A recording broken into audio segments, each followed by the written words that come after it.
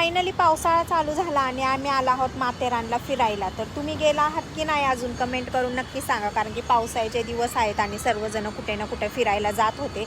तर आम्हालाही शांत बसवलं नाही, तर आम्हीही काढली फ्रेंड्स ट्रिप आणि गेलो आम्ही माथेरानला फिरण्यासाठी. तर माथेरानला आल्यानंतर बघा किती छान आणि सुंदर असा व्ह्यू आहे. इथे ट्रेन्स आहेत, हॉर्स आहेत आणि खूप काय काय होतं बघण्यासारखं. आम्हाला तर फारच मज्जा आली. पावसाळ्यामध्ये सर्वजण फिरायचे ठिकाण शोधत असतात, तर मी तर तुम्हाला सांगेल की तुम्ही एकदा माथेरानला सुद्धा नक्की जाऊन या, कारण की तिथे पण खूप छान छान आहे फिरण्यासारखं. आणि पावसामध्ये तिकडे जायचं नाही, एक वेगळंच असं वातावरण तिथे निर्माण असतं, तर त्यामुळे तुम्ही पण नक्की जावा. आणि हे बघा इथं आल्यानंतर आम्हाला तर असं वाटलं की ढगामध्येच पोहोचला आहोत आम्ही.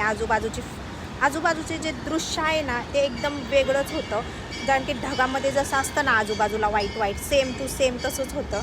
तर आम्हाला तर खूपच मज्जा आली. आणि बघा इथे पोरं काय करत होते काय माहीत नाही, तरी आम्ही म्हणलं सांभाळून बाबा खाली पडताल.